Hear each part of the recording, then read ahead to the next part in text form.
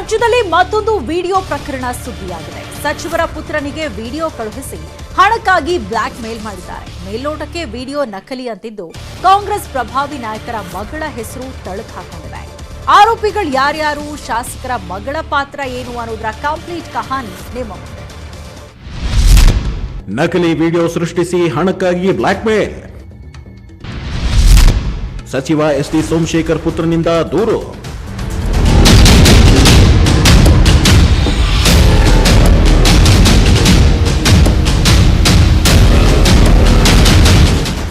S T Somashekar Congress ಬಿಟ್ಟು ಬಿಜೆಪಿಗೆ ಬಂದು ಶಾಸಕರಾಗಿ ಗೆದ್ದು ಮಂತ್ರಿನೂ ಆಗಿರೋರು. ಈಗ ಸಚಿವ ಸೋಮಶೇಖರ್ ಪುತ್ರ ನಿಶಾಂತ್ ವಿಡಿಯೋ ಕೇಸ್ನಲ್ಲಿ ಸಿಲುಕಿಕೊಂಡಿದ್ದಾರೆ. ಸಚಿವರ ಪುತ್ರನಿಗೆ ಅಪರಿಚಿತರು ವಿಡಿಯೋ ಕಳುಹಿಸಿ 1 ಕೋಟಿ ಹಣಕ್ಕೆ ಬ್ಲಾಕ್ ಮೇಲ್ ಮಾಡಿದ್ದಾರೆ. ಆದರೆ ಸಹಕಾರ ಸಚಿವ ಸೋಮಶೇಖರ್ ಪುತ್ರ ಇದು ನಕಲಿ ವಿಡಿಯೋ, ಹಣಕ್ಕಾಗಿ ನನ್ನ ಮತ್ತು ನನ್ನ ತಂದೆಯವರ ತೇಜೋವಧೆ ಮಾಡೋಕೆ ಮಾಡಿರೋ ಕೃತ್ಯ ಅಂತ ಸೈಬರ್ ಕ್ರೈಮ್ ಪೊಲೀಸ್ ಠಾಣೆ CAR ದಕ್ಷಿಣ ವಿಭಾಗಕ್ಕೆ ದೂರು ನೀಡಿದ್ದಾರೆ.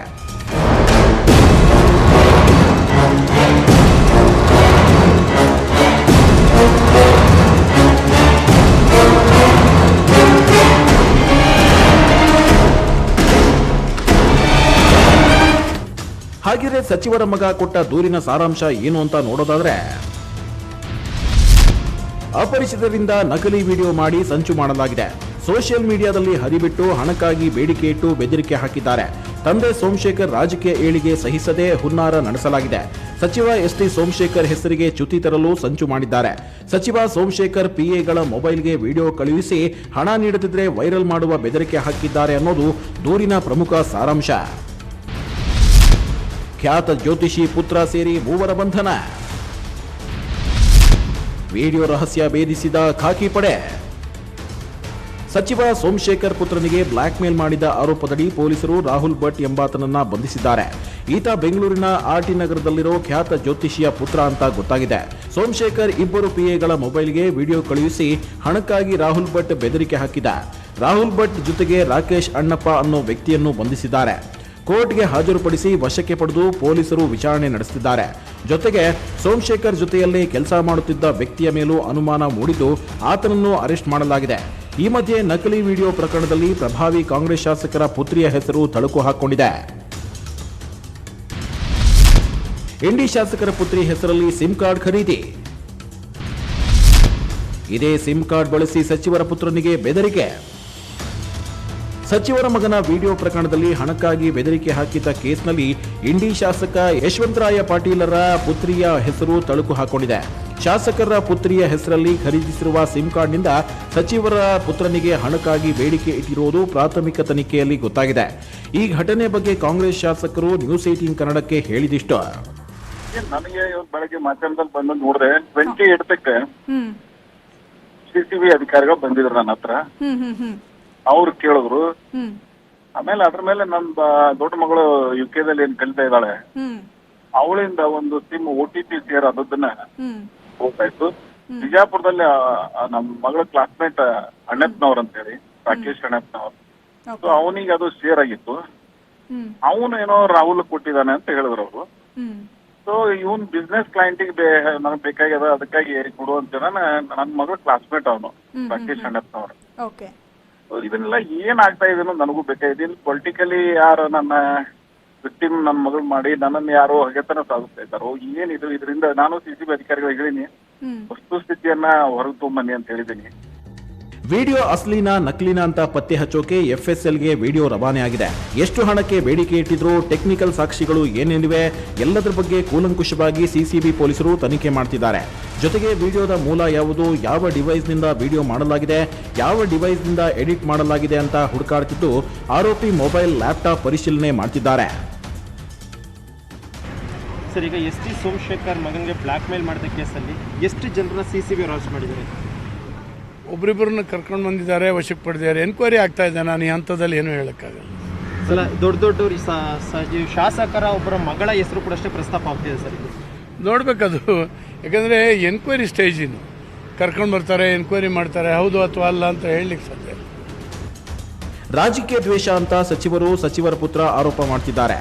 ಯಾವುದು ಸತ್ಯ ಯಾವುದು ಸುಳ್ಳು ಅನ್ನೋದನ್ನ CCB ಪೊಲೀಸರು ಯಾರ ಒತ್ತಡಕ್ಕೂ ಮಣಿಯದೆ ಸತ್ಯವನ್ನ ಹೊರಗೆ ತರಬೇಕಿದೆ. ಮಂಜುನಾಥ್ ಚಂದ್ರ, ನ್ಯೂಸ್ 18 ಕನ್ನಡ, ಬೆಂಗಳೂರು.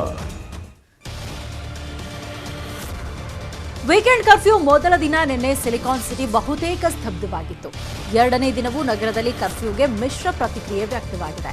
ಇವತ್ತು ಸಿಟಿ ಹೇಗಿತ್ತು, ಎಲ್ಲೆಲ್ಲಿ ಹೇಗಿತ್ತು, ಬನ್ನಿ ನೋಡೋಣ. ವೀಕೆಂಡ್ ಕರ್ಫ್ಯೂಗೆ 50-50 ರೆಸ್ಪಾನ್ಸ್.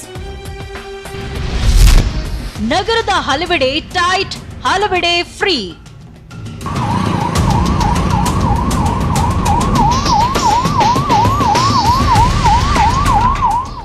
ಕೊರೋನಾ ಕಟ್ಟಿಹಾಕಲು ಸರ್ಕಾರ ಮಾಡಿರೋ ವಾರದ ಕರ್ಫ್ಯೂ ಮುಗಿಯೋಕೆ ಕೆಲವೇ ಗಂಟೆಗಳಷ್ಟೇ ಬಾಕಿ ಇದೆ.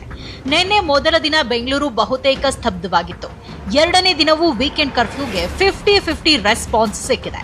ಬಹುತೇಕ ಜನ ಮನೆಯಿಂದ ಹೊರಗೆ ಬರದೆ ರೂಲ್ಸ್ ಪಾಲಿಸಿದ್ದಾರೆ. ಆದರೆ ಬೇರೆ ಕಡೆಯಿಂದ ನಗರಕ್ಕೆ ಬರುವವರ ಸಂಖ್ಯೆ ಹೆಚ್ಚಾಗಿತ್ತು.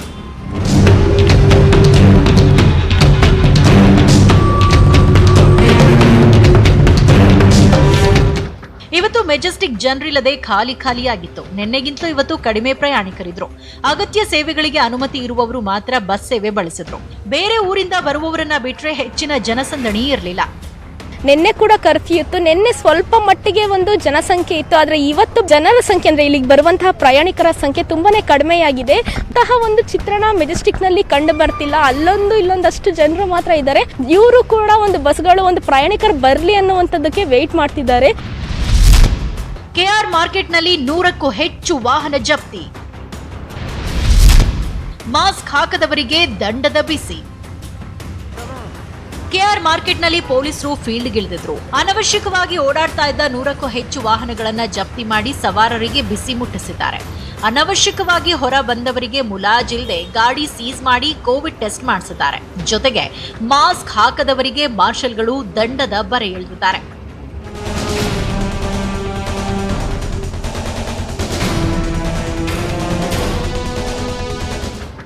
ಕೆಲವೆಡೆ ವೀಕೆಂಡ್ ಕರ್ಫ್ಯೂ ಫುಲ್ ಟೈಟ್ ಆಗಿದ್ರೆ ಯಶವಂತಪುರ, ಗೊರಗುಂಟೆಪಾಳ್ಯ ಸೇರಿದಂತೆ ಕೆಲವು ಪ್ರದೇಶಗಳಲ್ಲಿ ಜನ ಕ್ಯಾರೆ ಎಂದಿಲ್ಲ. ಚೆಕ್ ಪೋಸ್ಟ್ಗಳಿದ್ರೂ ಹಲವು ಕಡೆ ಪೊಲೀಸರು ವಾಹನಗಳ ತಪಾಸಣೆ ಮಾಡೋದನ್ನೇ ನಿಲ್ಲಿಸಿದ್ರು. ಒಟ್ಟಾರೆ ಮೊದಲ ವಾರದ ವೀಕೆಂಡ್ ಕರ್ಫ್ಯೂಗೆ ಜನರಿಂದ ಮಿಶ್ರ ಪ್ರತಿಕ್ರಿಯೆ ಸಿಕ್ಕಿದೆ. ಆದರೆ ಸರ್ಕಾರದ ಕಠಿಣ ರೂಲ್ಸ್ಗಳು ಕೆಲ ಪ್ರದೇಶಗಳಿಗೆ ಮಾತ್ರ ಸೀಮಿತವಾಗಿತ್ತು. ದಿನೇ ದಿನೇ ಕೇಸ್ ಜಾಸ್ತಿ ಆಗ್ತಾ ಇದ್ದು ಜನ ಎಚ್ಚೆತ್ತುಕೊಳ್ಳದಿದ್ರೆ ಅಪಾಯ ಗ್ಯಾರಂಟಿ. ಹಂಸ ಶ್ಯಾಮಲಾ, ನ್ಯೂಸ್ 18 ಕನ್ನಡ. ಹಣ ಅನ್ನೋದು ಸ್ನೇಹಿತರನ್ನ ಶತ್ರು ಮಾಡುತ್ತೆ, ಅಣ್ಣ ತಮ್ಮಂದಿರನ್ನ ದೂರ ಮಾಡುತ್ತೆ. ದುಡ್ಡಿನ ಮುಂದೆ ಯಾವ ಸಂಬಂಧನೂ ಇಲ್ಲ. ಯಾಕಂದ್ರೆ ದುಡ್ಡೇ ದೊಡ್ಡಪ್ಪ. ದುಡ್ಡಿನ ಬಗ್ಗೆ ಹೀಗ್ಯಾಕೆ ಹೇಳ್ತಿದ್ದಾರೆ ಅನ್ಕೊಂಡ್ರ? ಈ ಸ್ಟೋರಿ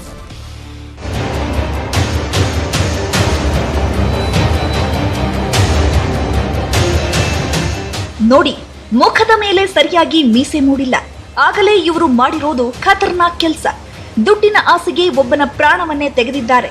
ಅಷ್ಟಕ್ಕೂ ಇವರು ಕೊಲೆ ಮಾಡಿದ್ದು ಲಕ್ಷ ಕೋಟಿ ದುಡ್ಡಿಗಲ್ಲ, ಕೇವಲ 1500 ರೂಪಾಯಿಗೆ.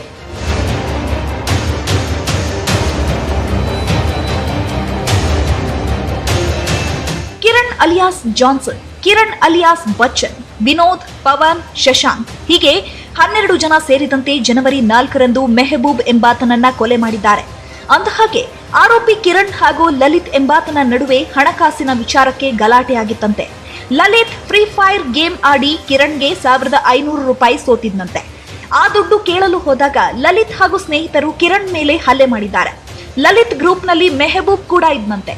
ಕಿರಣ್ ಗ್ಯಾಂಗ್ ಸಮೇತ ಲಲಿತ್ ಮೇಲೆ ಹಲ್ಲೆ ಮಾಡಲು ಹೋದಾಗ ಮೆಹಬೂಬ್ ಸಿಕ್ಕಿ ಬಿದ್ದಿದ್ದಾನೆ. ಆತನ ಮೇಲೆ ಮನಸು ಇಚ್ಛೆ ಹಲ್ಲೆ ಮಾಡಿ ಕೊಲೆ ಮಾಡಿದ್ದಾರೆ. ಕೇವಲ 1200 ರೂಪಾಯಿ ಹಣಕ್ಕಾಗಿ, ಕ್ಷುಲ್ಲಕ ಕಾರಣಕ್ಕಾಗಿ ಈ ರೀತಿ ಗಲಾಟೆ ಮಾಡಿಕೊಂಡು ಒಬ್ಬ ವ್ಯಕ್ತಿಗೆ ಕೊಲೆ ಮಾಡಿದ್ದಾರೆ ಅಂತ ಹೇಳಿ ಇವರ ಬಂಧನಕ್ಕಾಗಿ ನಾವು ಇಮಿಡಿಯೇಟ್ ತಕ್ಷಣವೇ ಕ್ರಮಗಳು ತಗೊಂಡಿದ್ದೀವಿ. ಒಟ್ಟು ಈಗ ನಮಗೆ 11 ವ್ಯಕ್ತಿಗಳ ಪಾತ್ರ ಇದರಲ್ಲಿ ಕಂಡು ಬಂದಿದೆ. ಮೀಸೆ ಮೂಡೋ ಹೊತ್ತಲ್ಲಿ ಒಳ್ಳೆ ಕೆಲಸ ಮಾಡಿಕೊಂಡು ಸಮಾಜಕ್ಕೆ, ಮನೆಗೆ ಒಳ್ಳೆ ಹೆಸರು ತರಬೇಕಾದ ಹುಡುಗರು ಇದೀಗ ಜೈಲು ಪಾಲಾಗಿದ್ದಾರೆ. Manjunath Chandra, crime bureau, news 18 Kannada, Bengaluru. ನಮ್ಮ ಬೆಂಗಳೂರು ಮುಂದುವರಿಯುತ್ತೆ ಚಿಕ್ಕ ಬ್ರೇಕ್ ಆದ್ಮೇಲೆ.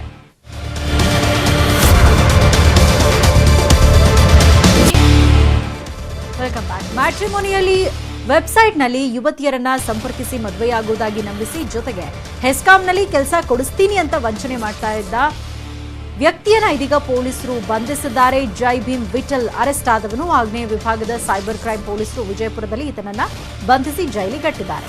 ಅಂದಹಾಗೆ ಈತನ ತಂದೆ ಹೆಸ್ಕಾಂನಲ್ಲಿ ಕೆಲಸ ಮಾಡ್ತಿದ್ರು. ಅವರು ಮೃತಪಟ್ಟ ಹಿನ್ನೆಲೆಯಲ್ಲಿ ಅನುಕಂಪದ ಆಧಾರದ ಮೇಲೆ ಮಗನಿಗೆ ಲೈನ್ ಮ್ಯಾನ್ ಕೆಲಸ ಸಿಕ್ಕಿತು. ಮುದ್ದೇಬಿಹಾಳ ಮೂಲದ 23 ವರ್ಷದ ಯುವತಿಯನ್ನ ಕೊಲೆ ಮಾಡಿ 2 ವರ್ಷ ಜೈಲು ವಾಸ ಕೂಡ ಅನುಭವಿಸಿದ್ದ. ನಂತರ ಮ್ಯಾಟ್ರಿಮೋನಿಯಲ್ಲಿ ಯಾಮಾರಿಸೋ ಕೆಲಸ ಶುರು ಮಾಡಿದ. ಎಲ್ಲ ಮದುವೆ ವೆಬ್ಸೈಟ್ನಲ್ಲಿ ಪ್ರೊಫೈಲ್ ಕ್ರಿಯೇಟ್ ಮಾಡಿ ಮೋಸ ಮಾಡ್ತಿದ್ದ. ಈ ವೇಳೆ ತಾನು ಹೆಸ್ಕಾಂನಲ್ಲಿ ಸೆಕ್ಷನ್ ಆಫೀಸರ್ ಆಗಿರೋದಾಗಿ ಹೇಳಿಕೊಂಡು ನಂಬಿಸ್ತಿದ್ದ. ನಿಮಗೂ ಕೆಲಸ ಕೊಡಿಸ್ತೀನಿ ಅಂತ ಯುವತಿ ಹಾಗೂ ಅವರ ಸಂಬಂಧಿಕರಿಂದ ಹಣ ಪೀಕಿಸ್ತಾ ಇದ್ದ. ಇದುವರೆಗೂ 21,20,000ಕ್ಕೂ ಅಧಿಕ ಹಣ ಪಡೆದು ವಂಚನೆ ಮಾಡಿದ್ದ. ಜನರಿಂದ ಪೀಕಿದ್ದ ಹಣದಿಂದ ಗೋವಾ, ಪಾಂಡಿಚೇರಿ ಅಂತ ಟ್ರಿಪ್ ಹೋಗಿದ್ದು ಮಜಾ ಮಾಡಿರೋದು ಬೆಳಕಿಗೆ ಬಂದಿದೆ. ಬೆಂಗಳೂರು ಹೃದಯ ಭಾಗದಲ್ಲಿ ಪ್ರತಿದಿನ ಟ್ರಾಫಿಕ್ ಕಿರಿಕಿರಿ. ಪ್ರತಿಭಟನೆಗಳಾದರೆ ಎಲ್ಲೆಂದರಲ್ಲಿ ವಾಹನಗಳ ಪಾರ್ಕಿಂಗ್. ಇನ್ನೊಂದು ತಿಂಗಳಲ್ಲಿ ಪಾರ್ಕಿಂಗ್ ಸಮಸ್ಯೆಗೆ ಸಿಗಲಿದೆ ಮುಕ್ತಿ. ರೆಡಿಯಾಗ್ತಾ ಇದೆ ಫ್ರೀಡಂ ಪಾರ್ಕ್ ಬಳಿ ಮಲ್ಟಿ ಲೆವೆಲ್ ಪಾರ್ಕಿಂಗ್. 4 ವರ್ಷದಿಂದ ನಗರಾಭಿವೃದ್ಧಿ ಇಲಾಖೆ ಯೋಜನೆಯಡಿ ನಿರ್ಮಾಣ ಆಗ್ತಾ ಇದೆ. 89.91 ಕೋಟಿ ವೆಚ್ಚದಲ್ಲಿ ನಿರ್ಮಾಣವಾಗ್ತಾ ಇರುವ ಪಾರ್ಕಿಂಗ್ ಕಟ್ಟಡ ಇದು. ಫೆಬ್ರವರಿಯಲ್ಲಿ ಫ್ರೀಡಂ ಪಾರ್ಕ್ ಪಾರ್ಕಿಂಗ್ ಕಟ್ಟಡ ಲೋಕಾರ್ಪಣೆಯಾಗಲಿದೆ. ಈ ಕುರಿತಂತೆ ನಮ್ಮ ಪ್ರತಿನಿಧಿ ಶರಣು ಹಂಪಿ ವಾಕ್ ಥ್ರೂ ಮಾಡಿದ್ದಾರೆ, ಬನ್ನಿ ನೋಡೋಣ. ಸಿಲ್ಕನ್ ಸಿಟಿ ಬೆಂಗಳೂರಿನಲ್ಲಿ ಟ್ರಾಫಿಕ್ನದ್ದೇ ದೊಡ್ಡ ಸಮಸ್ಯೆ. ಅದರಲ್ಲೂ ಕೂಡ ಫ್ರೀಡಂ ಪಾರ್ಕ್ನಲ್ಲಿ ಏನಾದರೂ ಪ್ರತಿಭಟನೆ ನಡೀತಾ ಇದ್ರೆ ಸರೌಂಡಿಂಗ್ ಪ್ರದೇಶದಲ್ಲೆಲ್ಲ ಕೂಡ ಟ್ರಾಫಿಕ್ ಇರುತ್ತೆ. ಪಾರ್ಕಿಂಗ್ ಮಾಡ್ಲಿಕ್ಕೂ ಕೂಡ ಸಾಕಷ್ಟು ತೊಂದರೆ ಆಗುತ್ತೆ. ಸೊ ಇಂಥ ಸಂದರ್ಭದಲ್ಲಿ ಫ್ರೀಡಂ ಪಾರ್ಕ್ನ ಪಕ್ಕದಲ್ಲಿ ಈಗ ನಾವು ಈಗ ತೋರಿಸ್ತಿರುವಂಥ ಸ್ಥಳ ಏನಿದೆ, ದೃಶ್ಯ ಏನಿದೆ, ಈಗ ಇಲ್ಲಿ ಬಹುಮಹಡಿ ಕಟ್ಟಡದಲ್ಲಿ ಪಾರ್ಕಿಂಗ್ ವ್ಯವಸ್ಥೆಯನ್ನ ಮಾಡ್ತಾ ಇದೆ. BBMP 2017ರಲ್ಲಿ ಈ ಕಟ್ಟಡ ನಿರ್ಮಾಣವನ್ನ ಶುರು ಮಾಡುತ್ತೆ. ಇದಾಗಿ 4 ತಿಂಗಳುಗಳೇ ಕಳೆದಿದೆ. ಹಲವಾರು ಡೆಡ್ಲೈನ್ಗಳು ಕೂಡ ಮಾಡ್ಕೊಂಡಿದ್ರು. ಆದರೆ ಡೆಡ್ಲೈನ್ಗಳು ಮುಗಿದವೇ ಹೊರತು ಕಾಮಗಾರಿ ಇನ್ನೂ ಕಂಪ್ಲೀಟ್ ಆಗಿಲ್ಲ.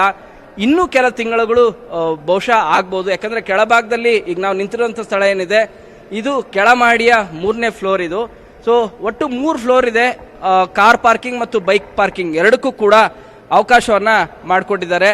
ಒಟ್ಟು 79.81 ಕೋಟಿ ವೆಚ್ಚದಲ್ಲಿ ನಗರಾಭಿವೃದ್ಧಿ ಇಲಾಖೆಯ ಅಡಿಯ ಯೋಜನೆಯಲ್ಲಿ ಈ ಕಟ್ಟಡ ಕಾಮಗಾರಿ ನಡೀತಾ ಇದೆ.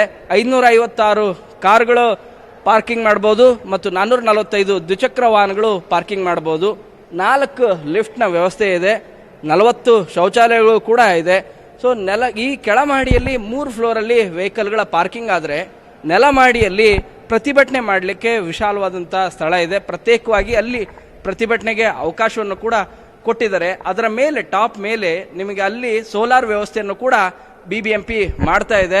ಕಳೆದ ವರ್ಷ ಜೂನ್ನಲ್ಲೇ ಡೆಡ್ಲೈನ್ ಅನ್ನು ಹಾಕೊಂಡಿದ್ರು. ಆಗಸ್ಟ್ನಲ್ಲಾದ್ರೂ ಗ್ಯಾರಂಟಿ ನಾವು ಸಾರ್ವಜನಿಕರಿಗೆ ಉಪಯೋಗಕ್ಕೆ ಅನುಕೂಲ ಮಾಡೋ ರೀತಿಯಾಗಿ ಅವಕಾಶ ಕೊಡ್ತೀವಿ ಅಂತ BBMP ಹೇಳಿತ್ತು. ಅದಾಗಿ ಮತ್ತು 6 ತಿಂಗಳಾಗಿದೆ. ಮತ್ತೊಂದು ಡೆಡ್ಲೈನ್ ಕೂಡ ಬರ್ತಾ ಇದೆ. ಸೊ ಸಾಧ್ಯ ಆದಷ್ಟು ಬೇಗ ಸಾರ್ವಜನಿಕರಿಗೆ ಉಪಯೋಗಕಾರಿ ಆಗೋ ರೀತಿಯಾಗಿ ಫ್ರೀಡಂ ಪಾರ್ಕ್ನಲ್ಲಿ ಈ ಕಟ್ಟಡ ನಿರ್ಮಾಣ ಏನಾಗ್ತಾ ಇದೆ, ಸಾಧ್ಯ ಆದಷ್ಟು ಬೇಗ ನಿರ್ಮಾಣ ಆಗಬೇಕು, ಕಂಪ್ಲೀಟ್ ಆಗಿ ಜನರಿಗೆ ಉಪಯೋಗಕಾರಿ ಆದರೆ ಬಹಳ ಅನುಕೂಲ ಅನ್ನೋದು ಎಲ್ಲರ ಒತ್ತಾಸೆ. ಬೆಂಗಳೂರಿಂದ ಕ್ಯಾಮರಾ ಪರ್ಸನ್ ಯೋಗೇಶ್ವರ್ ಜೊತೆ ಶರಣು ಹಂಪಿ, ನ್ಯೂಸ್ 18 ಕನ್ನಡ. ಬೆಂಗಳೂರಿನಲ್ಲಿ 9,020 ಕೊರೋನಾ ಕೇಸ್ ಕಂಡುಬಂದಿದೆ. ಬೆಂಗಳೂರಲ್ಲಿ 2 ಸೋಂಕಿತರು ಸಾವನ್ನಪ್ಪಿದ್ದಾರೆ. ಬೆಂಗಳೂರಿನಲ್ಲಿ 50,000 ಸಕ್ರಿಯ ಪ್ರಕರಣಗಳಿರುವಂಥದ್ದು. ರಾಜ್ಯದಲ್ಲಿ ಇಂದು 12,000 ಕೊರೋನಾ ಕೇಸ್ ಆಗಿರೋದು. ರಾಜ್ಯದಲ್ಲಿ ಪಾಸಿಟಿವಿಟಿ ದರ 6.33% ಏರಿಕೆಯಾಗಿದೆ. 901 ಮಂದಿ ಇವತ್ತು ಗುಣಮುಖರಾಗಿ ಡಿಸ್ಚಾರ್ಜ್ ಆಗಿದ್ದಾರೆ. ರಾಜ್ಯದಲ್ಲಿ 4 ಸೋಂಕಿತರು ಸಾವನ್ನಪ್ಪಿದ್ದಾರೆ. ರಾಜ್ಯದಲ್ಲಿ 49,602 ಸಕ್ರಿಯ ಕೊರೋನಾ ಕೇಸ್ಗಳಿದೆ. ಇನ್ನು ದಿನೇ ದಿನೇ ಪೊಲೀಸರಲ್ಲೂ ಕೂಡ ಕೊರೋನಾ ಹೆಚ್ಚಾಗ್ತಾ ಇದೆ. ಇಂದು ಒಂದೇ ದಿನ 42 ಪೊಲೀಸರಿಗೆ ಕೊರೋನಾ ಕಂಡುಬಂದಿದೆ. ಬೆಂಗಳೂರಿನಲ್ಲಿ 100ಕ್ಕೂ ಹೆಚ್ಚು ಪೊಲೀಸರಿಗೆ ಸೋಂಕು ತಗುಲಿರುವಂಥದ್ದು. ಈವರೆಗೆ ನಗರದಲ್ಲಿ 111 ಪೊಲೀಸರಿಗೆ ಪಾಸಿಟಿವ್ ಬಂದಿದೆ. ಕೊರೋನಾದಿಂದ 6 ಮಂದಿ ಗುಣಮುಖರಾಗಿ ಇವತ್ತು ಡಿಸ್ಚಾರ್ಜ್ ಆಗಿದ್ದಾರೆ.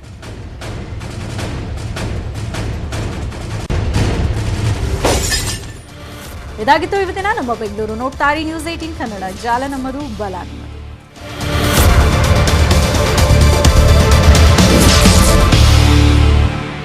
ಈ ವಾರ್ತೆಯ